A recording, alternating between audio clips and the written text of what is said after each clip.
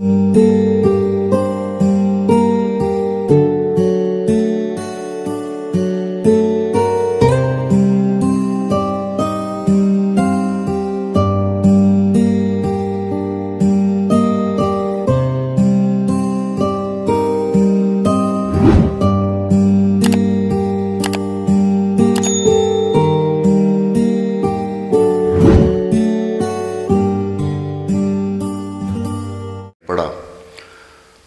ہم نے یہ دیکھنا ہے کہ جو ہم وضو کرتے ہیں، جس ترتیب سے کرتے ہیں، یا جو چیزیں وضو میں ہم دھوتے ہیں اور جن چیزوں کا ہم مسح کرتے ہیں، تو کیا اس کا کوئی ثبوت حضور نبی رحمت صلی اللہ تعالیٰ علیہ وسلم کے اپنے ذاتی فعل سے یا آپ کے وضو سے ہوتا ہے، یا حضور نبی کریم صلی اللہ تعالیٰ علیہ وسلم کا وضو کیسا تھا؟ تو اس حوالے سے میں نے آپ کے سامنے سورہ المائدہ کی آیت نمبر 6 تلاوت کرنے کی سعادت حاصل کی۔ اس آیہ مبارکہ میں اللہ تعالیٰ خود ارشاد فرما رہا ہے کہ یا ایھا الذین آمنوا، اے ایمان والو، اذا قمتم الی الصلاۃ، جب تم نماز کے لیے کھڑے ہو، فاغسلوا وجوہکم وایدیکم الی المرافق، اپنے چہرے کو دھو لیا کرو اور اپنے ہاتھوں کو کونیوں سمیت، وامسحوا برؤوسکم، اور اپنے سروں کا مسح کیا کرو، وارجلکم الی الکعبین، اور اپنے پاؤں کو ٹخنوں سمیت دھو لیا کرو۔ اس حوالے سے جن چیزوں کا ذکر ہے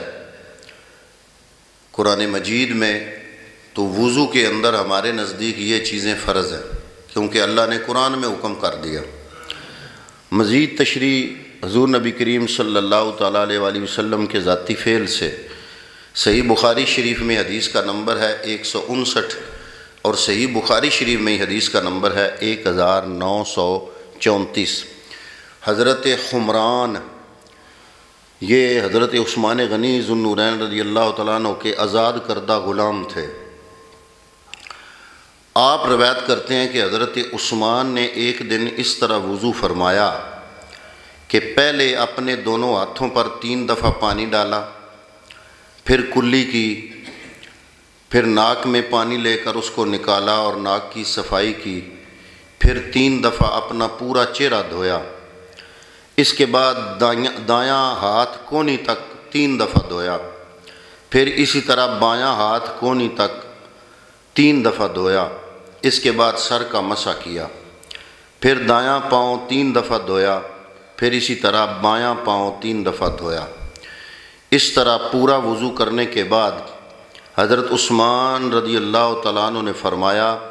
کہ میں نے رسول اللہ صلی اللہ علیہ وسلم کو دیکھا کہ آپ نے بالکل میرے اس وضو کی طرح وضو فرمایا، اور ارشاد فرمایا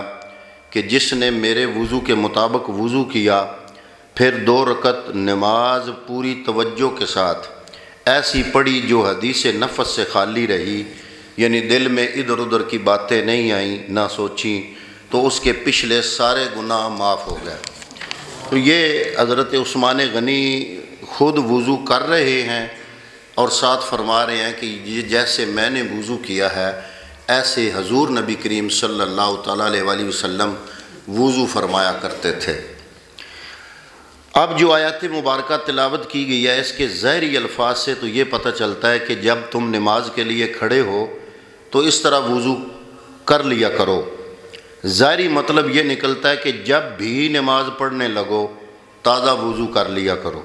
لیکن کئی نمازوں کا ایک وضو سے ادا کرنا جائز ہے۔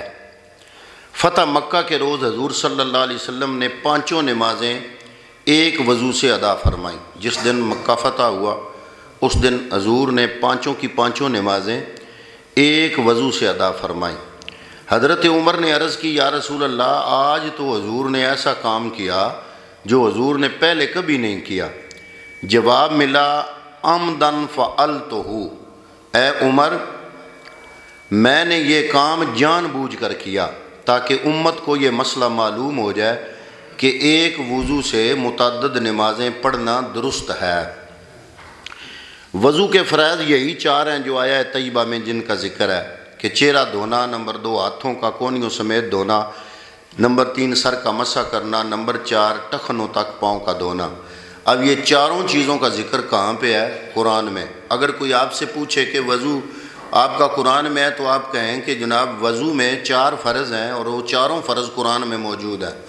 جس بندے نے وضو کے فرائض ادا کر دیے، اگر سنتیں نہیں بھی ادا کر سکا تو وضو اس کا ہو گیا،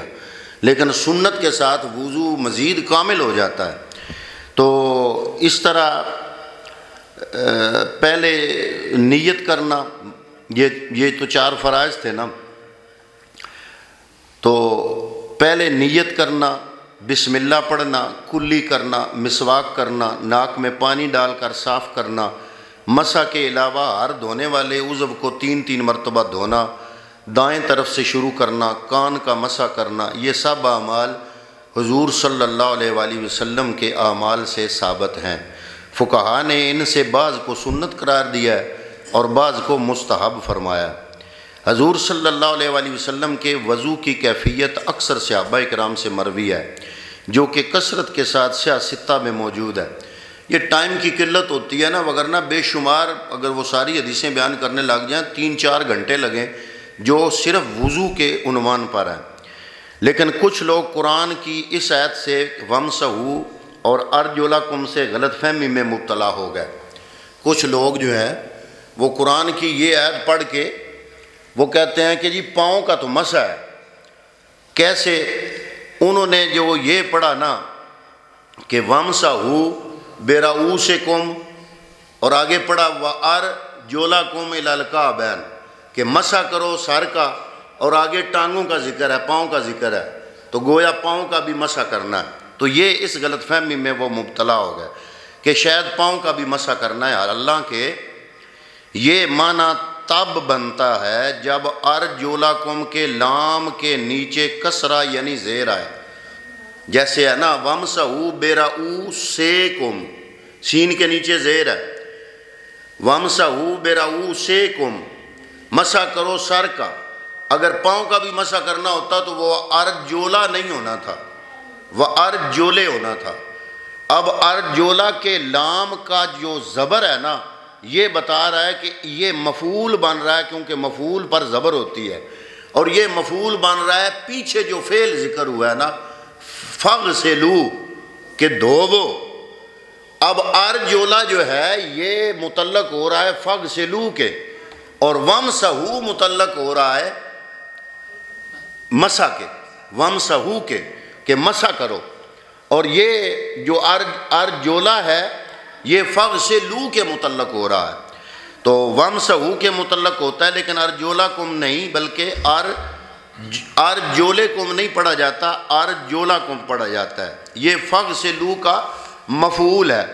ارجولکم نہیں بلکہ ارجولکم مفعول بن کر فعل فغسلوا کے متعلق ہو رہا ہے، اور فغسلوا کا معنی ہے دھونا۔ اس بارے کثیر صحابہ کرام رضوان اللہ تعالی علیہ مجمعین نے حضور صلی اللہ علیہ وآلہ وسلم کا وضو کرنا دیکھا اور بیان کیا کہ نبی کریم صلی اللہ علیہ وسلم پاؤں کو آخر میں دھویا کرتے تھے۔ تمام روایات بیان کرنے کی بجائے اس عنوان پر حضرت علی کی روایت بیان کرنا ہی کافی ہے۔ حضرت ابو واہیہ فرماتے ہیں کہ میں نے حضرت علی کرم اللہ وجہہ کو وضو کرتے دیکھا۔ آپ نے پہلے اپنے ہاتھوں کو خوب پاک صاف کیا، پھر 3 مرتبہ کلی کی، پھر 3 مرتبہ ناک میں پانی ڈالا، پھر 3 مرتبہ چہرہ مبارک دھویا،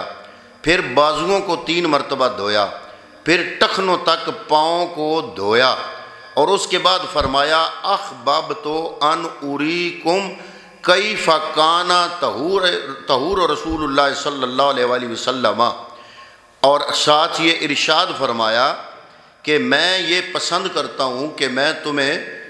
دکھاؤں کہ حضور نبی کریم صلی اللہ تعالیٰ علیہ وآلہ وسلم کیسے طہارت فرمایا کرتے تھے۔ اسی طرح کی ایک روایت حضرت عبد خیر آپ فرماتے ہیں کہ حضرت علی المرتضیٰ ہمارے ہاں تشریف لائے اور آپ نے اسی طرح وضو کیا اور آخر میں پاؤں کو دھویا۔ تو یہ حدیث نمبر